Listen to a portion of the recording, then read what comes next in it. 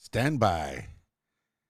Oh, what's up, smarty people? It's KeysDAN with RadioWhat.com, DJLittleRock.com, coming to you live in a living color from the Radio What studios. And this is my podcast, The KeysDAN Show. It's an extension of the RadioWhat.com internet radio station that I've been running for quite some time.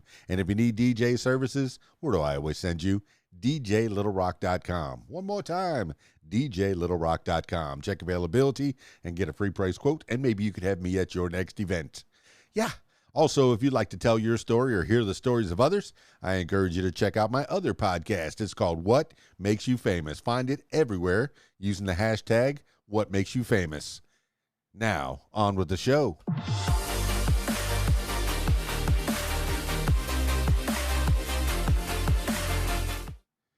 Today on the program, 17 quotes that remind us why we love Lucy. Yes, Lucille Ball, America's favorite redhead. This is coming from inspiringquotes.com. Man, if you're looking for some great quotes, something to inspire you, go to inspiringquotes.com. Check them out. I know I can't read all their stuff here on this podcast, but I could tell you about them. I could read some of them. 17 quotes that remind us why we love Lucy. Lucille Ball was a trailblazer in every sense of the word. The red-headed actress is perhaps best known for her role as klutzy, accident-prone Lucy Ricardo from the 1950s hit series, I Love Lucy. But the New York native's long list of accomplishment extends well beyond her talents on screen. Though she's remembered as one of the most beloved actresses in Hollywood, Ball came from humble beginnings. Ball was born in 1911 in Jamestown, New York. Her father worked for Bell Telephone, a job that required the family to relocate frequently. He died suddenly in 1915 from typhoid fever, an incident that Ball has often cited as her first memory. After his death, she and her younger brother, Fred, were raised by their grandparents. As a child, Ball was reserved, but she knew she wanted to try her hand at show business. At age 14, she enrolled in Manhattan's John Murray Anderson School for Dramatic Arts, where her classmates included some future leading ladies. Quote, I was a tongue-tied teenager, spellbound by the school's star pupil, Betty Davis, end quote, Ball once said. The school wasn't so convinced of Ball's own talents, though. Teachers told her that Ball was too shy to ever be successful. That feedback didn't stop Ball, however. She went on to explore a number of different paths, including modeling, fashion designer. Hattie Carnegie hired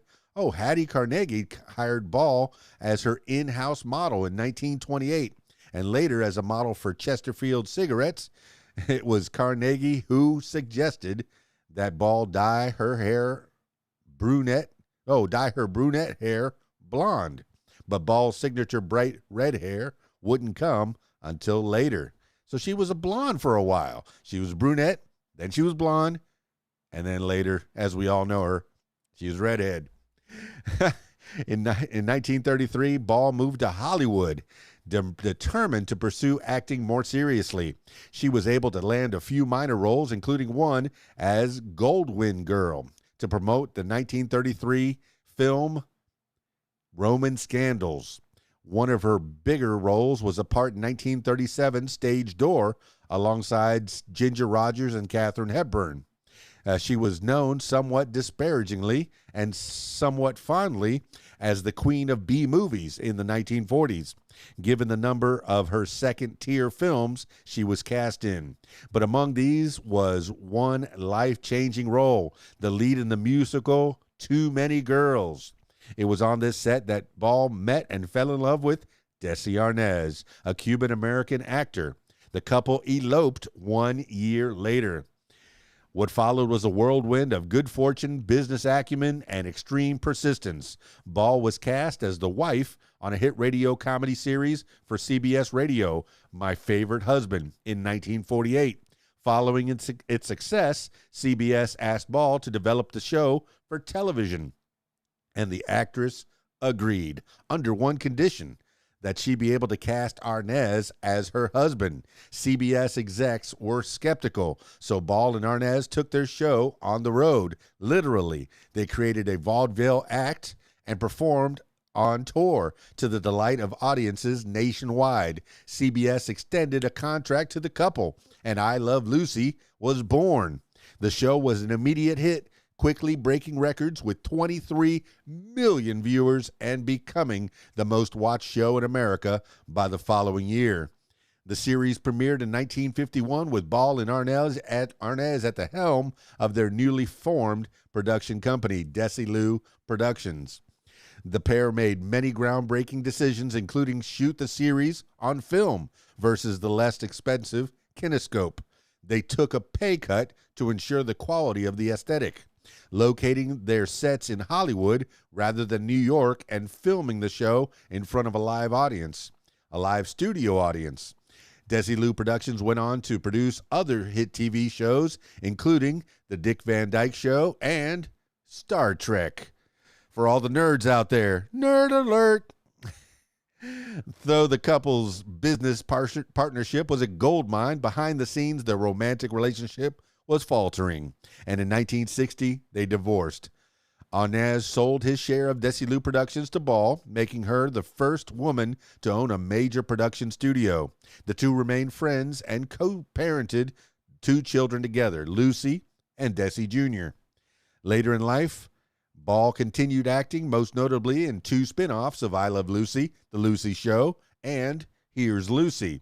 When she died in 1989 at the age of 77, she left behind a legacy for generations of actresses and comedians. Here, we've rounded up 17 of her most hilarious and inspiring quotes about success, life, and everything in between. Number 1.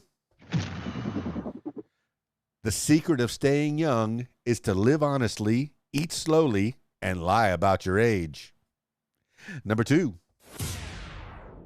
In life, all good things come hard, but wisdom is the hardest thing to come by. Number 3. One of the things I learned the hard way was that it doesn't pay to get discouraged. Keeping busy and making optimism a way of life can restore your faith in yourself. I'm not going to number these anymore. I think knowing what you cannot do is more important. I want to get this quote right. Let me start from the beginning. I think knowing what you cannot do is more important than knowing what you can. Now, this quote, I've heard it already once today, and I've heard it again.